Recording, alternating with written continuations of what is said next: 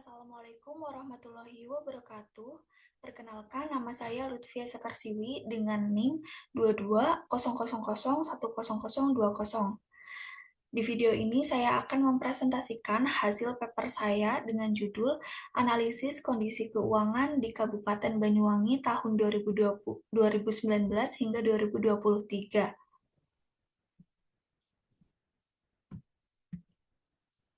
Yang pertama ada pendahuluan, di mana sejak diberlakukannya Undang-Undang Nomor 23 Tahun 2014 dan Undang-Undang Nomor 33 Tahun 2004, kewenangan dalam pengelolaan keuangan daerah semakin diperkuat melalui penyusunan APBD secara mandiri oleh pemerintah daerah. Hal ini mendorong pemerintah daerah untuk lebih transparan, akuntabel, dan efisien dalam mengelola anggaran guna mendukung pelayanan publik dan kesejahteraan masyarakat. Dalam konteks ini, kinerja keuangan daerah menjadi indikator yang sangat penting untuk mengukur keberhasilan pelaksanaan otonomi daerah. Anggaran pendapatan dan belanja atau APBD berfungsi sebagai instrumen utama dalam mencapai target pembangunan daerah, karena dapat mencerminkan kebijakan publik yang berfokus terhadap pelayanan masyarakat serta pengembangan wilayah. Proses yang dilakukan yaitu melalui tahapan penyusunan, pelaksanaan, pengawasan, pengendalian, evaluasi yang dimana sesuai dengan ketentuan yang telah berlaku. Kabupaten Banyuwangi sebagai salah satu wilayah otonom di Jawa Timur menjadi objek dalam penelitian ini dengan tujuan untuk menganalisis kondisi keuangannya selama periode tahun 2019 hingga 2023.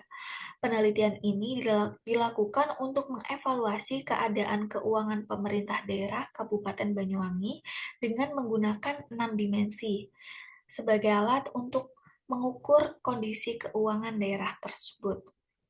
6 dimensi tersebut diantaranya yaitu solvabilitas jangka pendek, solvabilitas jangka panjang, solvabilitas anggaran, solvabilitas layanan, fleksibilitas keuangan, dan kemandirian keuangan.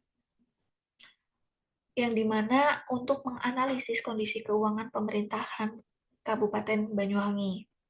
Peran pemerintah dalam hal ini itu untuk melakukan pemantauan atau evaluasi terhadap kondisi keuangan yang dimana sangat diperlukan sebagai bentuk peringatan awal terhadap berbagai potensi yang akan datang di masa yang akan datang. Kemudian ada tujuan. Penelitian ini bertujuan untuk menganalisis kondisi keuangan pemerintah Kabupaten Banyuwangi selama periode tahun 2019 hingga 2023. Kemudian untuk menilai kinerja keuangan daerah menggunakan 6 dimensi dari IPKD atau Indeks Pengelolaan Keuangan Daerah, yakni solvabilitas jangka pendek, solvabilitas jangka panjang, solvabilitas anggaran, solvabilitas layanan, kemandirian keuangan, dan fleksibilitas keuangan. Serta untuk memberikan gambaran menyeluruh tentang kekuatan dan kelemahan fiskal di daerah Kabupaten Banyuwangi dalam menghadapi perubahan ekonomi dan kebijakan nasional.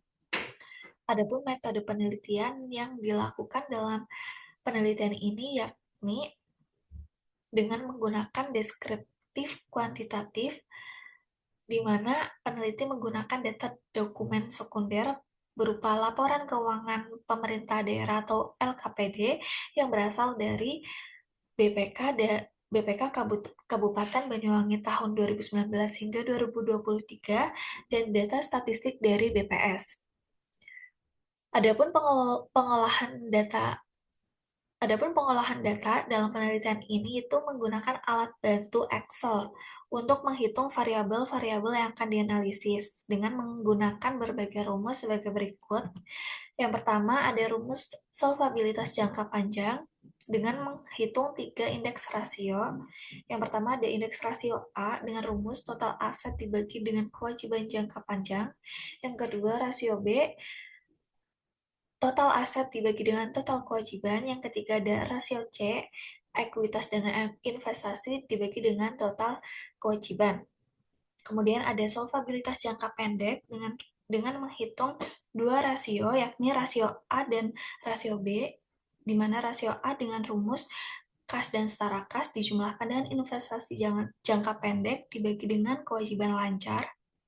Kemudian ada rasio B dengan rumus kas dan setara kas yang dijumlahkan dengan investasi jangka pendek dijumlahkan dengan piutang dibagi dengan kewajiban lancar, dan ada rasio C dengan menghitung aktiva lancar dibagi dengan kewajiban lancar.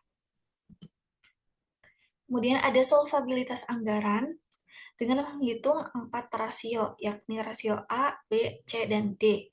Rasio A sendiri dengan menggunakan rumus total pendapatan dikurang dengan pendapatan dana alokasi khusus yang dibagi dengan total belanja dikurangi belanja modal. Yang kedua ada rasio B dengan rumus total pendapatan dikurang dengan pendapatan dana alokasi khusus yang dibagi dengan belanja operasional. Yang ketiga dengan rasio C dengan rumus total pendapatan dikurang pendapatan dana alokasi khusus yang dibagi dengan belanja pegawai. Yang ketiga ada rasio D dengan rumus total pendapatan dibagi dengan total belanja. Kemudian ada rumus solvabilitas layanan dengan menghitung 6 indeks rasio. Yang pertama ada rasio A dengan rumus total ekuitas dibagi dengan jumlah penduduk. Yang kedua ada rasio B dengan rumus total aset dibagi dengan jumlah penduduk. Rasio C dengan rumus total aset tetap dibagi dengan jumlah penduduk. Rasio D total belanja dibagi dengan jumlah penduduk. Rasio E total belanja publik yang dibagi dengan jumlah penduduk. Dan rasio F dengan rumus total belanja modal dibagi dengan jumlah penduduk. Kemudian yang kelima ada rumus untuk menghitung kemandirian keuangan yang menggunakan dua perhitungan indeks rasio, yakni rasio A dan B. Yang pertama ada rumus untuk menghitung indeks rasio A, yakni total pendapatan daerah atau PAD dibagi dengan total pendapatan. Yang kedua ada rasio B dengan rumus total pendapatan asli daerah atau PAD dibagi dengan total belanja. Kemudian ada rumus untuk menghitung fleksibilitas keuangan, yakni dengan menghitung dua indeks rasio, yakni rasio A dan B. Dengan rumus rasio A itu total pendapatan dikurang dengan dana alokasi khusus atau DAK yang dikurang dengan belanja pegawai, kemudian dibagi dengan pembayaran pokok pinjaman yang dijumlahkan dengan belanja bunga. Kemudian ada rasio B dengan rumus total pendapatan yang dikurang dengan dana alokasi khusus yang kemudian dikurang dengan belanja pegawai, kemudian dibagi dengan jumlah kewajiban. Adapun hasil dan pembahasan dalam hasil dari paper ini, yang pertama ada solvabilitas jangka panjang yang dapat dilihat dalam grafik. Berdasarkan grafik, solvabilitas jangka panjang ini kondisi dalam Kabupaten Banyuwangi itu mengalami fluktuasi yang signifikan selama periode tahun 2019 hingga 2023, di mana pada tahun 2020 itu menjadi puncak tertingginya dengan rasio hampir sempurna, yakni mencapai angka 1,00 di indeks rasio B dan C, yang mana menunjukkan adanya kemampuan yang sangat baik dalam melunasi kewajiban jangka panjang. Namun, di tahun 2021 terjadi penurunan yang drastis untuk rasio A yang mencapai angka 0,0 hingga tahun 2023, yang menandakan adanya hilangnya kemampuan daerah dalam memenuhi kewajiban jangka panjang dan munculnya risiko fiskal yang serius akibat lemahnya pendapatan dan tingginya beban hutang. Kemudian yang ketiga ada solvabilitas jangka pendek. Dalam grafik tersebut dapat diimplementasikan bahwa solvabilitas jangka pendek di Kabupaten Banyuwangi itu mengalami kondisi likuiditas yang sangat fluktuatif, yang awalnya cukup stabil pada tahun 2019 hingga 2020, namun mulai mengalami pelemahan di tahun 2021 karena akibat dari adanya peningkatan belanja atau pengeluaran dan mengalami penurunan pendapatan. Kemudian di tahun 2022 terjadi penurunan yang tajam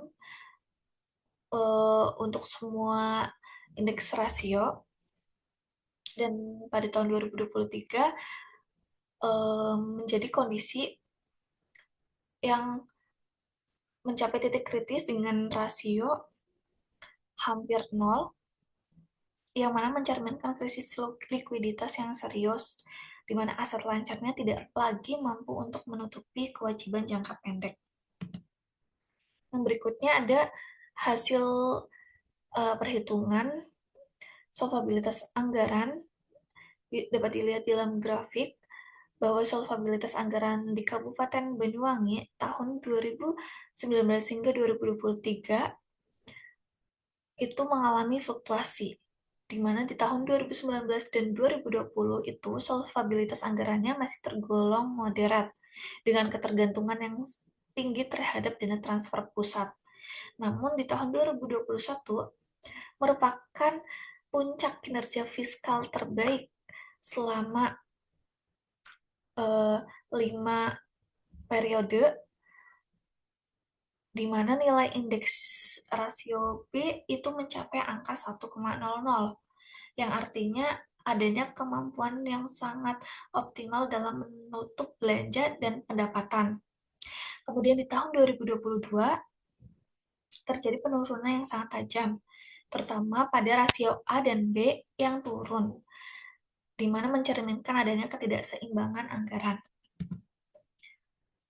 Yang berikutnya, di tahun 2023 dalam solvabilitas anggaran, itu rasio A, B, dan D jatuh ke titik 0,00, sementara di rasio C meningkat menjadi 1,00, yang menunjukkan bahwa belanja hanya dibiayai oleh pendapatan asli daerah tanpa adanya dukungan atau dorongan dari dana transfer pusat. Hal ini mencerminkan kondisi fiskalnya sangat ketat dan sangat terbatas, tanpa fleksibilitas anggaran dan sangat rentan terhadap krisis keuangan. Yang berikutnya, ada hasil perhitungan solvabilitas layanan. Dapat dilihat dalam grafik bahwa solvabilitas layanan Kabupaten Banyuwangi tahun 2019 hingga 2023 menunjukkan tren peningkatan yang sangat signifikan. Di tahun 2019, nilai rasionya itu berada di titik terendah, yang mana mencerminkan lemahnya kemampuan pelayanan. Namun di tahun 2023 terjadi lonjakan, terutama pada rasio A, B, dan C, yang mencerminkan adanya peningkatan kapasitas pendanaan. Kemudian di tahun 2023 menjadi puncak solvabilitas dengan rasio C, D, dan E itu mencapai angka maksimal, yakni 1,00, yang menandakan bahwa kemampuan layanannya sangat baik.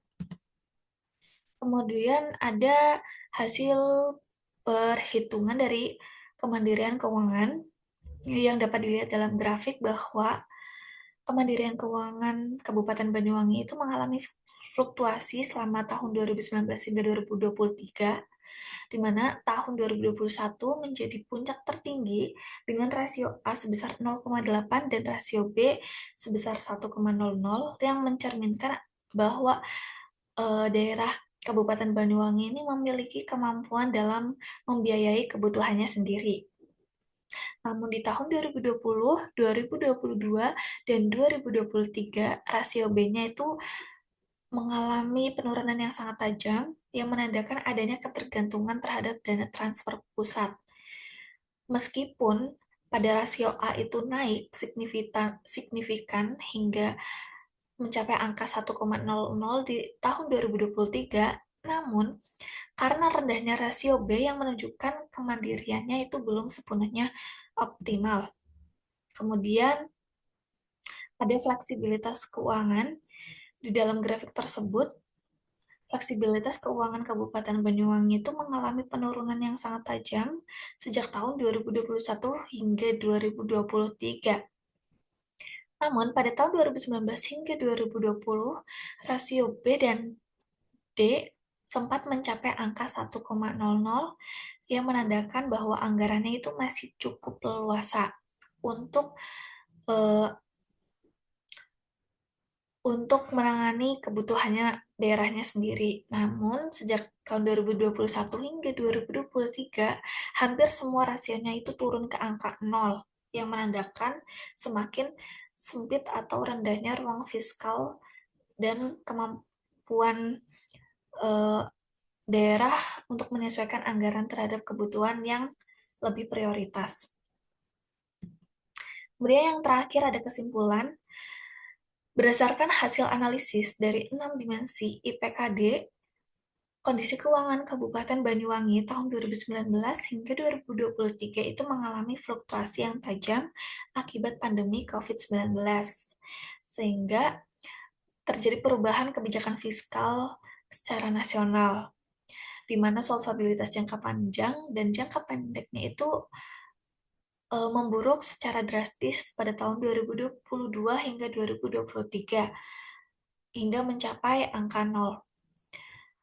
Hal ini menunjukkan adanya resiko yang krisis keuangan sangat tinggi. Sementara itu, pada solvabilitas anggaran dan layanan uh, sempat mencapai kinerja optimal yang baik di tahun 2021, namun kembali mengalami pelemahan di tahun-tahun berikutnya. Kemudian untuk kemandirian keuangan itu menunjukkan pola yang naik turun atau fluktuasi yang sangat signifikan dari ketergantungan penuh pada tahun 2020 yang kemudian berangsur membaik di tahun 2021, namun kembali mengalami penurunan di tahun 2022 hingga 2023. Adapun kondisi fleksibilitas keuangan menjadi aspek yang paling kritis dengan seluruh rasionya itu mencapai nol dari tahun 2021 hingga 2023, yang menandakan hilangnya cadangan kas dan ruang fiskal. Penelitian ini menegaskan perlunya strategi penguatan PAD, pengendalian belanja, dan perencanaan fiskal demi keberlanjutan untuk menjaga stabilitas keuangan daerah Kabupaten Banyuwangi di masa yang akan datang. Sekian presentasi dari saya, kurang lebihnya mohon maaf. Semoga uh, hasil dari penelitian ini dapat bermanfaat dan dapat uh, menjadi dapat dipelajari untuk pihak-pihak yang terkait lainnya. Kurang lebihnya saya mohon maaf. Saya ucapkan terima kasih. Wassalamualaikum warahmatullahi wabarakatuh.